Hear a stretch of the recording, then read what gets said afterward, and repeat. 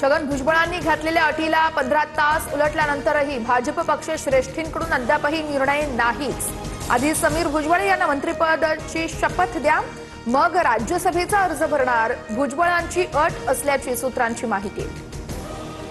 भाजपच्या नवनीत राणांनी उपमुख्यमंत्री सुनेत्रा पवारांची भेट घेतली। सुनेत्रा पवारांच्या राज्यसभेच्या रिक्त जागेवर राणांची वर्णी लागण्याची चर्चा। नवनीत राणांना खासदारकीसाठी राष्ट्रवादी प्रवेश करावा लागणार, सूत्रांची माहिती। सर्वसामान्यांना महागाईची झळ, घरगुती सिलेंडरच्या दरामध्ये 29 रुपयांनी वाढ। मुंबईमध्ये घरगुती सिलेंडरचे दर 941.50 रुपयांवर पोहोचले। 3 महिन्यांमध्ये दुसऱ्यांदा दरवाढ।